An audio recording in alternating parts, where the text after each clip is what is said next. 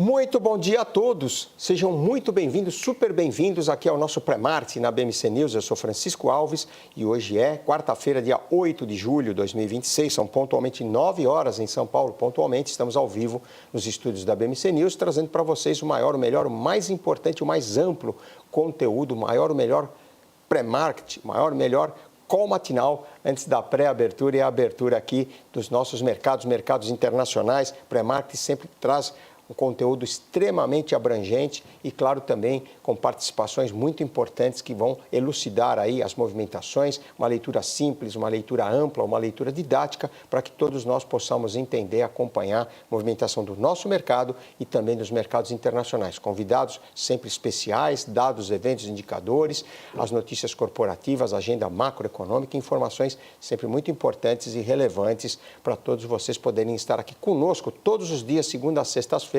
8 horas, 9 horas, 30 minutos, o melhor call matinal que nós temos com todos esses movimentos, todo esse contexto para vocês, então, acompanharem conosco. Aonde? BMC News, canais digitais, redes sociais, plataforma do YouTube, a turma que nos acompanha, muito obrigado lá. Tem bastante gente, o William Carlos de Souza está lá conosco, o Beto Moura, 6680, bastante gente lá, o Volpini, portanto, muita gente legal aí, o Elson Santos, bastante gente que nos acompanha, YouTube, plataforma lá, BMC News, canais digitais, redes sociais e também o convite extensivo para o portal da BMC News, www.bmcnews.com.br, matérias e informações importantes lá ao longo do dia, reportagens para atualizá-los aí tempo real. E agora o Pré-Market vai trazer para vocês, nossa querida Fernanda Manzano, economista, convidada, está aqui conosco, vai falar um pouquinho sobre a nossa economia, o nosso mercado e essa movimentação do nosso mercado, da nossa Bolsa. Fernanda, bom dia, obrigado pela gentileza, a participação aqui conosco. Bom dia, Chico, bom dia a todos que estão aqui acompanhando, interagindo aqui conosco. Essa semana é uma semana de IPCA, semana de inflação. Temos a pauta também das tarifas dos Estados Unidos sobre produtos brasileiros e também a ata do FED que sai hoje às 15 horas. Pois é, primeira pergunta que eu gostaria de fazer para você, nós tivemos aí uma pesquisa Focus, Boletim Focus, que faz as projeções do mercado, o Banco Central aí junto aos agentes de mercado, todas as segundas-feiras, ela é disponibilizada, é feita ao longo da semana. O IPCA para esse ano caiu pela primeira vez depois de várias semanas subindo, 5,33 para 5,30. Do ano que vem subiu um pouquinho, de 4,17 para 4,18. Câmbio permaneceu igual e a taxa básica de juros, a Selic, igual também, 14% esse ano, 12% o ano que vem e 10,5% de alta o ano de 2028. O mercado repercutiu positivamente, tivemos aí queda na curva de juro a termo aí na segunda-feira e ontem também os juros acabaram tendo movimentações inicialmente de queda para depois acabarem subindo, a curva reverteu e tivemos também um mega leilão ontem de títulos públicos do nosso Tesouro, um lote bem menor de NTNB, que é atrelado aí ao IPCA, e um lote bem maior de LFT, que são os títulos do Tesouro, os títulos atrelados à taxa Selic. Como é que você vê essa movimentação? E ao final das contas nós vimos aí, olha só, a taxa de juros, toda ela subindo. Aliás, a nossa bolsa acabou de abrir, só para completar um pouquinho aqui, Fernanda, 0,07 de queda aí o futuro, o dólar 0,08, quer dizer, tanto o índice futuro quanto o dólar estão praticamente aí no 0 a 0. E os juros, sim, os juros têm uma correção muito forte aí na pré-abertura e abertura. Até o janeiro 27 sobe 0,36%. Ele andou trabalhando na segunda-feira abaixo, ligeiramente abaixo de 14%. Agora 14,065%. Os demais vencimentos, todos eles em alta, Fernanda. Chico, o que o Boletim Focus nos traz? Olhando para o IPCA, realmente era o que a gente já discutia aqui, que aquela pressão de preços, principalmente preços falando de energia, de combustíveis, ele era transitório.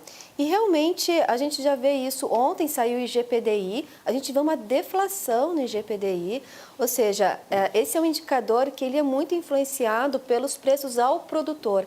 Só esses preços têm 60% de peso no índice como um todo. E a gente vê, sim, aí uma queda de preços quando a gente olha para commodities, principalmente, e nós não temos mais essa pressão inflacionária falando de combustíveis.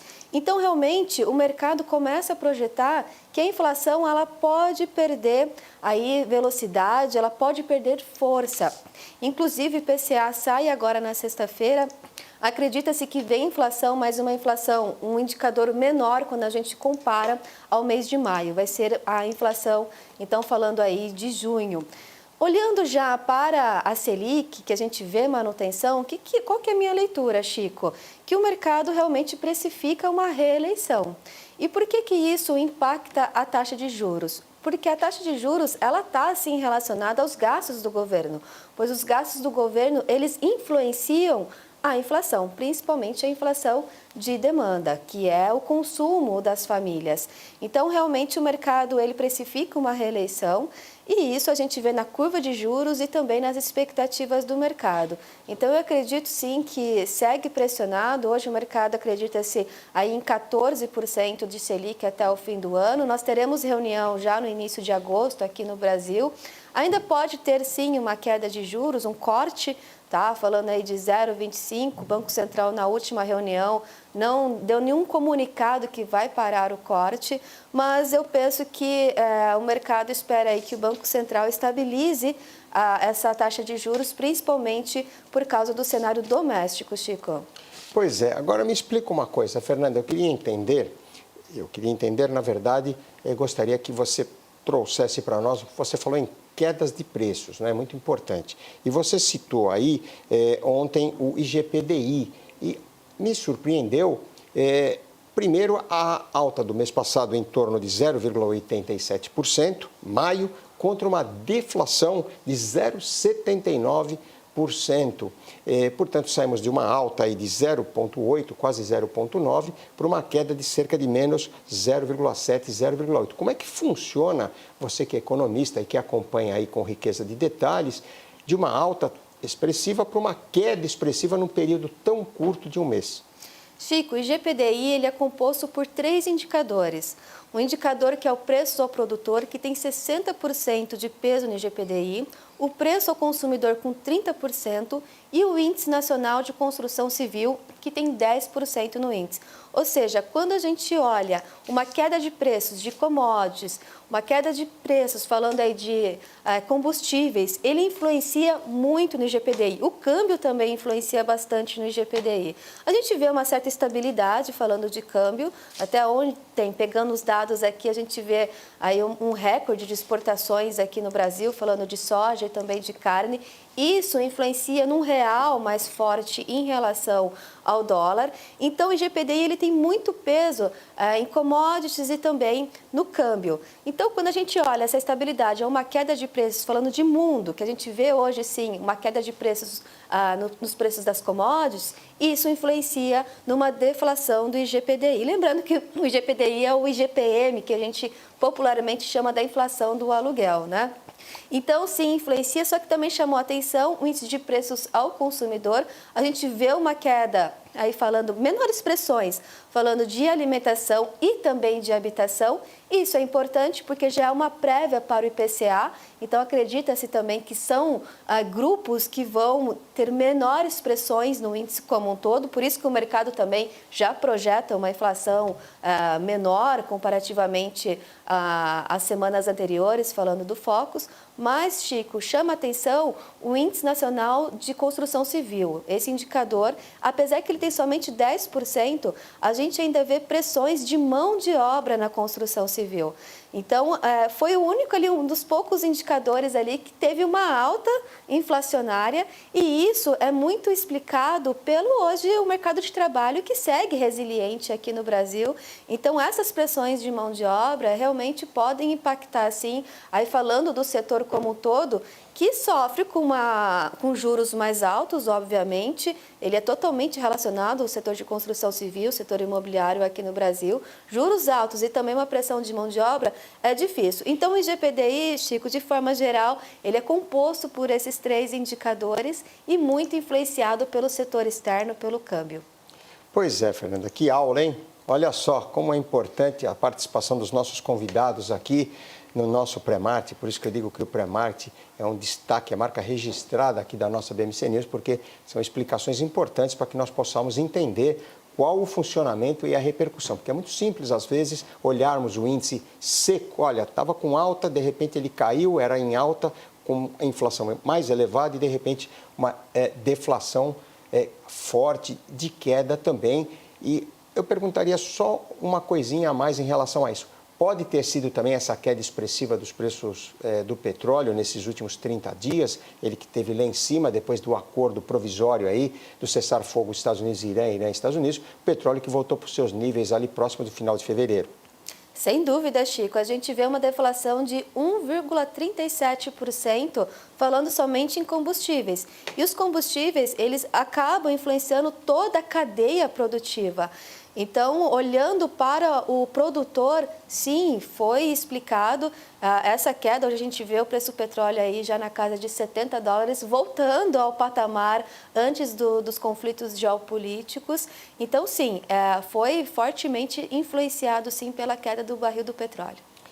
Pois é, e esses títulos que eu comentei com você, os leilões ou o leilão realizado, vem sendo realizados semanalmente, tradicionais, leilões aí do Tesouro, às terças-feiras os títulos pós-fixados, a NTN-B, atrelada à inflação, a LFT atrelada à taxa Selic, enfim, as taxas subiram demais nos papéis atrelados aí ao IPCA, o 29, o 32, o 35, e agora o Tesouro diminuiu, a oferta fez uma única oferta ontem dos títulos pós de NTN-B e aumentou a oferta, que foi toda ela também, houve uma demanda forte, total, pelas LFTs. Como é que você vê também esses preços altos aí, o governo pagando um preço alto para financiar aí toda a sua dívida? Isso é justificado pelos gastos do governo hoje. Então, o governo ele arrecada, mas a gente não vê uma austeridade pelo lado dos gastos do governo. E o mercado também precifica o quê? Que vai ter uma reeleição. Com uma reeleição, esse atual governo vai continuar com a sua política econômica, com a sua política fiscal de mais governo. Se a gente tem mais governo na economia, a gente tem aí um protagonismo, a gente tem aí mais gastos, tá? Então, o mercado acredita que o governo realmente não vai conseguir controlar isso, que a dívida brasileira vai continuar aumentando. Então, a gente olha para o macro, mas se a gente trouxer para o micro também, Chico, se você tem um devedor e esse devedor, a dívida dele cada vez mais aumenta mais, se o banco vai emprestar, o que o banco faz? Aumenta os juros. Então, é isso que o mercado, quando ele vai emprestar esse dinheiro para o governo, eu falo mercado em terceira pessoa, mas são todos os investidores. Tá? Então, para emprestar para alguém que já está devendo bastante e que não tem aí uma perspectiva de controlar esses gastos, vai pedir mais juros, que a gente olha e fala como um prêmio. Tá? Então, realmente, para o governo está ficando cada vez mais caro ele conseguir se financiar, porque o governo vai se financiar de duas formas, ou através de empréstimos, que são os títulos públicos, ou impostos. Só que em anos de eleição, Chico, é difícil aumentar imposto, né? É mais fácil aumentar os gastos, como tem sido disponibilizados aí pelas fontes, pelas agências locais, enfim, trazendo para nós as mídias os aumentos de gastos aí do governo ao longo desse final do semestre, começo desse segundo semestre.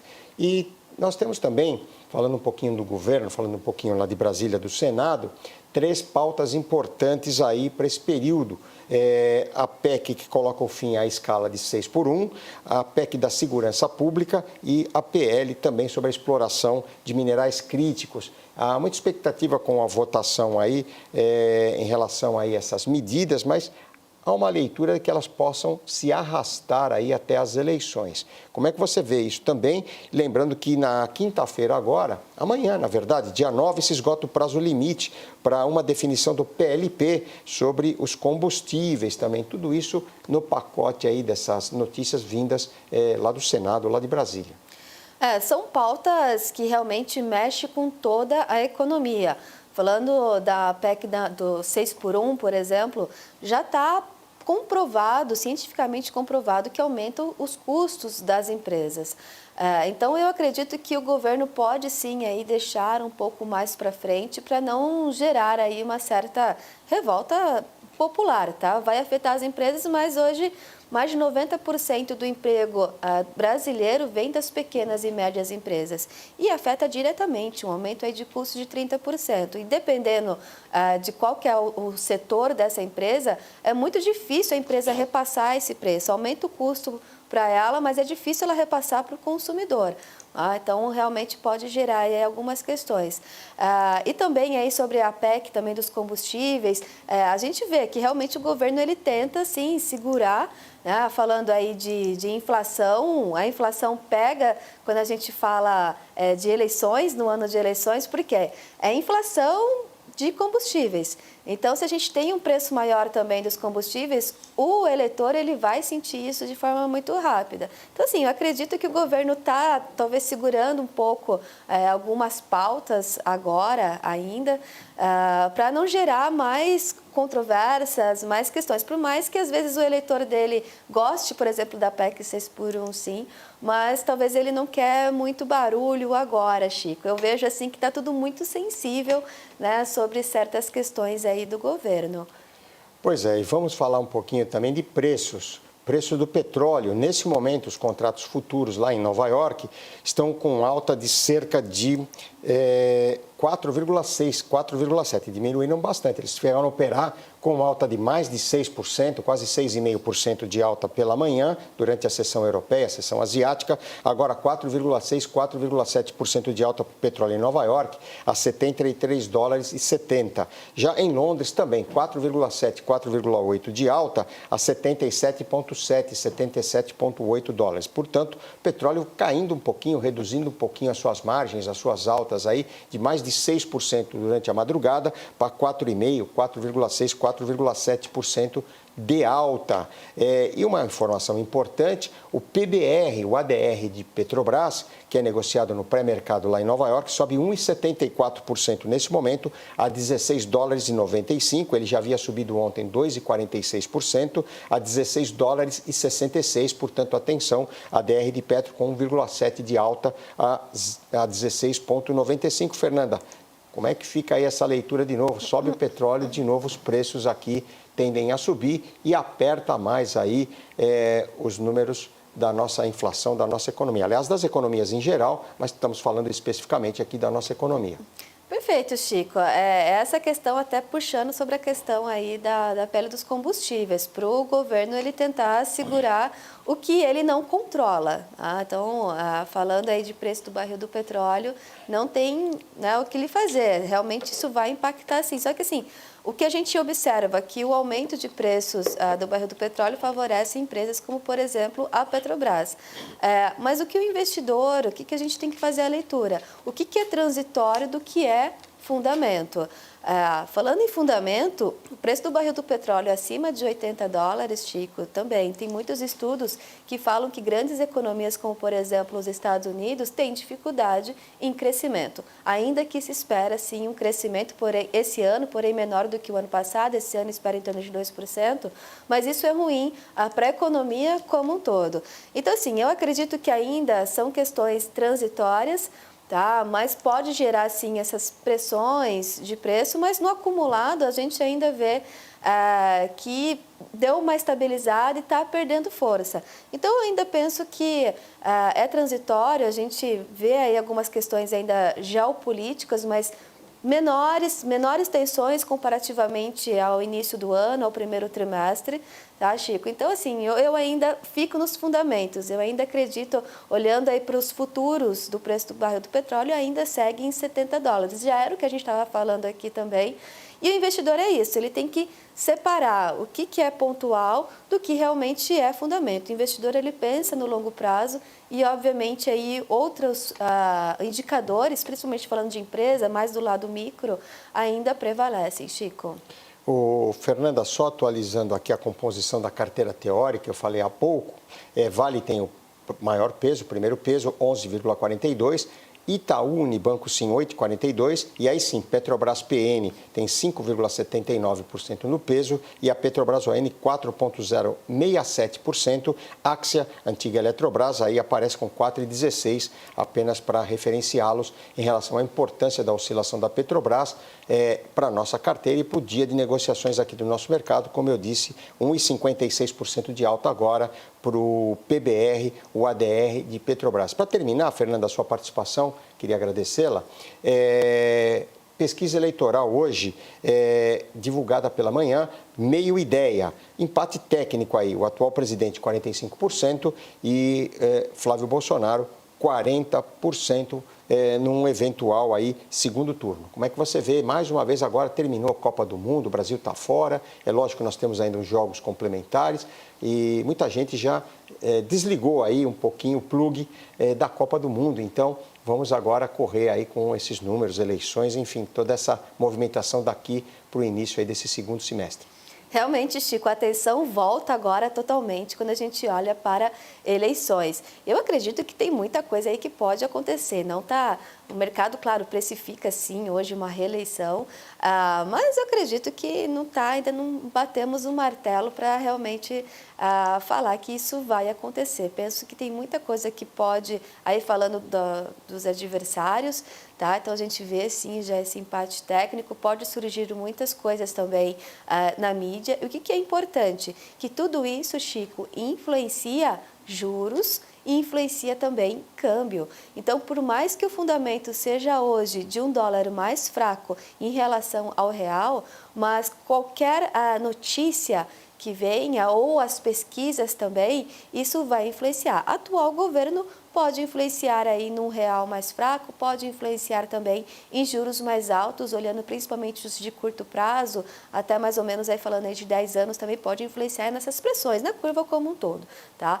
Então, o mercado vai precificar isso. Se a gente vê um adversário que vem com políticas de austeridade fiscal, por exemplo, e ele sai na frente, o mercado pode precificar, então, um real mais forte e juros menores. Então, assim, penso que não está ganho e essas eleições e muita coisa aí ainda pode influenciar nesse curtíssimo prazo, Chico.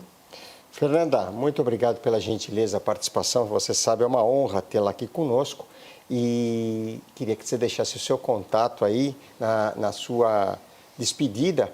E foi um fim de semana, falando um pouquinho só para descontrair, triste para todos nós em pontos esportivos, né? Perdemos João Fonseca, se despediu cedo lá de Wimbledon, nós que acompanhamos o tênis, gostamos do tênis, você também, e o Brasil perdeu a Copa do Mundo, enfim. Vamos em frente agora e muito obrigado pela gentileza, a sua participação aqui é sempre brilhante. Hoje você deu uma aula aqui sobre GPDI, muito obrigado, e o seu contato, obrigado, Fernanda.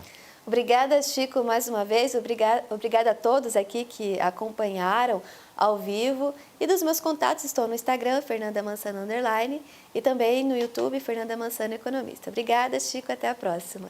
Muito obrigado, a Fernanda esteve aqui conosco. Vamos seguir agora com pré-marketing, nesse finalzinho, reta final, sempre trazendo para vocês atualizações mega importantes. Eu falei do ADR de Petrobras, agora o ADR de Vale cai 1,91%, portanto, a 14 dólares e 41.